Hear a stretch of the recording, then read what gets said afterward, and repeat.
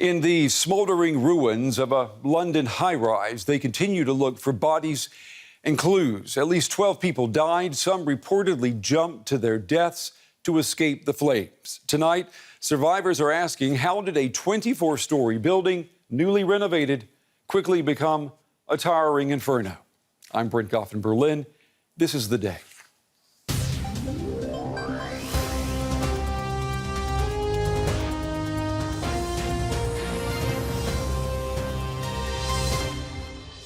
When my friend told me that he saw people jumping, I wasn't sure. It went literally up.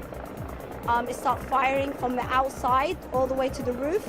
The children and a lot of mothers and fathers screaming for help, help, help, and putting their hands on the window and asking us to help them. In my 29 years in the London Fire Brigade, I have never seen a fire of this nature. The incident that's occurred overnight is truly shocking. The fire brigade, he didn't break the glass to tell the people to go out until when people have been dying there. I do anticipate that there may be people within that building that are as yet unaccounted for.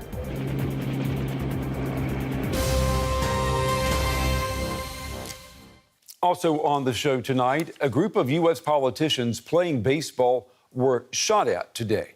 Now, before he fired, the gunman reportedly asked, are they Democrats or Republicans? Well, tonight, a leading congressman, a Republican, is in the hospital. That story coming up in about 7 minutes. We begin the day with a mounting death toll and mounting questions about why anyone had to die. Last night in West London, more than 100 families living in a public residential high-rise went to bed suspecting nothing. Some never woke up. Those who did faced the smoke and flames of a 24-story inferno. In a matter of minutes, the Grenfell Tower became engulfed in flames. Residents scrambled to escape. Witnesses say as the first light of morning broke, they saw panicking residents jumping to their deaths to escape the smoke and the flames. At least 12 people died. Hell on earth in a place that used to be home sweet home. Or was it? Well, today, residents say they had warned the building managers repeatedly about fire hazards, that despite a complete renovation completed just last year, the place was still dangerous. In a moment, we'll talk with a fire safety engineer about the science and the politics of snuffing out flames. We have this report from the British capital. Many people were sleeping when the fire broke out. Rescue workers received their first call shortly before 1 in the morning. Firefighters arrived just a few minutes later, but some residents were already trapped. The flames spread rapidly upward. I saw my neighbor following me. I saw him come out, and another neighbor was struggling. And I told him, where is your dad? He said to me, he's inside, he can't walk. I said to him, let's go in. But when we tried to go back, but it was all black. And someone, as soon as I arrived, someone just shouted so loud, look at the 17, 18 floors, and look at there, look at someone is jumping. So we all looked and we saw someone just... The Grenfell Tower was still an inferno hours later. Hundreds of firefighters risked their lives battling the blaze. There were fears the 24-story building could collapse. One survivor described an incredible rescue. A lady appeared at the window, gesturing, body language. From what she was saying, I'm about to throw my baby, please catch the baby. And the baby, I think, was wrapped in some sort of bed sheet blanket, and she threw the baby as the baby came down. And this was about approximately from the 9th or 10th floor. A member of the public, a gentleman, ran forward and miraculously grabbed the baby. But survivors say even more people could have escaped the flames. The problem is there is not fire alarms running, working. I don't know why the fire brigade, he didn't break the glass to tell the people to go out until when people have been dying there. Before the blaze, residents had complained over and over about the building's lack of fire safety. Concerns over locations of boilers, concerns about escape, concerns about fire escape lighting. I mean, just And the list goes on. 90% of residents signed an independent petition asking for there to be an investigation into the organisation that runs this building because they were so incompetent. And the council turned it down. London Mayor Sadiq Khan has pledged a full investigation. But many are now saying this was a tragedy that could have been prevented. Yeah, we want to pull in our correspondent now, Max Zander. He is covering the story for us tonight from North Kensington. Good evening to you, Max. I mean, it has been a horrific 24 hours for the people who lived in that building. How would you describe the mood there tonight? Well, Brent, it's difficult to say.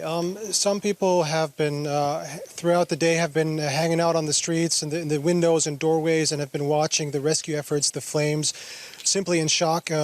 Others have come out in an effort actively to try to support their community. They've shown up at the nearby church, at a community center, and have been providing with the goods that were needed, because many people just managed to escape with the clothing on their back, basically.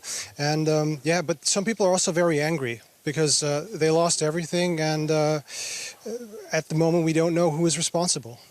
Yeah, and you know, we heard these stories today of heartbreaking stories of parents having to throw their children about or throw them out of these windows, third, fourth, fifth story windows. What more can you tell us about those stories? Well, there have been many stories like that. Many people have, of course, the fire started in the middle of the night, and many people were surprised and did not know what was going on, especially people living the top floor, and they were trapped. And imagine waking up with the sound of sirens, etc. And some of these people were just trapped in their apartments. And in one case, a woman even dropped a baby from the 10th floor in an effort to rescue the baby. And thankfully, a man or a woman, I'm not sure, was able to catch it. Yeah, I mean, it's amazing that that these children were able to survive. What about the firefighters, Max? They had a very tough job today. How have they been received? Yeah, the firefighters have been doing an amazing job, with some of them arriving at the scene at 1 a.m. and involved in the rescue efforts for hours, for 10 hours or even more. And people are definitely appreciating it. People have been cheering on some of them, and some occasions have been applauding them, and they definitely appreciate their effort. Yeah, because they certainly saved lives today. That is for sure. Our correspondent, Max Zander, on the story for us tonight from North Kensington. Max, thank you very much. All right, we want to pull the story now here to the big table. I'm joined here by Dr. Olli Kaitala. He is a fire safety engineer here in Berlin. His job is to ensure that new buildings are as fireproof as possible. He's the firefighter before the fire has a chance to break out. Olli, it's good to have you here back on the show with us. The specifics of this tragedy are still unknown. Here, what we do know is that we've got a 40-year-old high-rise residential building. It had been renovated last year, and we hear that all safety standards were met. So what does a fire safety engineer say to that, considering the pictures that we've been looking at today? Well, I'm not familiar with all the details of the fire safety regulations for this building, but it does appear to everyone that the safety standards were not met, because obviously we had a very quickly developing fire that took over the whole building in a matter of few minutes, I suppose, where the fire brigade then had a very difficult, I would say impossible task of trying to contain the fire. We also heard that the fire spread quickly on the outside and that there were really no fire sprinklers inside. That's correct. How's that possible? That has, to my knowledge, not been a requirement in the UK at that time.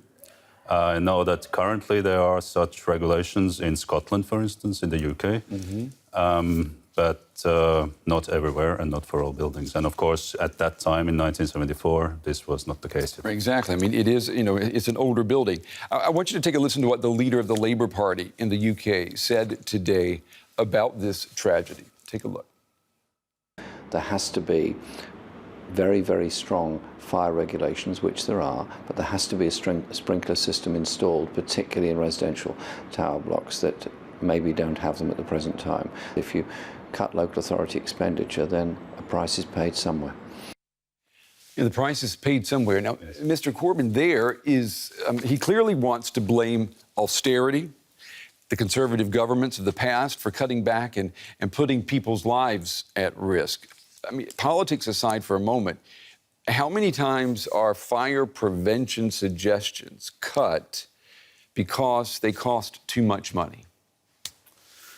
Well, that is very difficult to say. Obviously, do you experience that, though, as a consultant? Do you see people wanting to cut corners that way? To a certain extent, yes. But it's our job, it's the job of the authorities to make sure that the fire safety standards are met so that such things will not happen, what we saw this morning. Of course, there is a financial pressure, but that is part of the job of the authorities and of us as fire safety engineers to make sure that sufficient standard is nevertheless met. Which was not the case in London. Well, active measures such as sprinklers are very effective in containing this type of a fire. Mm-hmm. So in that respect, from a fire safety perspective, I would agree with Mr. Corbyn. Yeah, would you say, too, as an engineer looking at this, is this a case where the state or politics have actually allowed people to die because they are poor? If that building had been a building of luxury apartments, would this type of fire ever broken out? I mean, there would have been sprinkler systems in there, right? I couldn't possibly say. That is that is a very provoking question, I'd say. Yeah, but I mean, if a luxury building that would be built today would have sprinklers in it, for example. Any high-rise building, no matter who is living in there today in this country, in Germany, would be built according to very high fire safety standards and most likely with a sprinkler system. There are some exceptions to that for buildings under 60 meters height where sprinkler systems are not needed, but then there are other measures which will provide the sufficient safety. So in Germany, the fire safety regulations for high-rise buildings and in general are at a very high standard. And we know Germany has an excellent track record on this, but what would you say to this point, that some people argue that even fire safety engineers are asked to inspect and look at buildings, luxury buildings, more often than they look at buildings for low-income families? Is that a true statement at all? I would not like to believe that that is true. I would not like to believe that. I cannot say whether that is true or not. Yeah. It's a difficult one. Not, yes. All right, Dr. Olli Kajatila, a fire safety engineer, brave enough to come to the big table tonight to talk about a difficult subject. Olli, thank you very much. We appreciate it. Thank you for having me.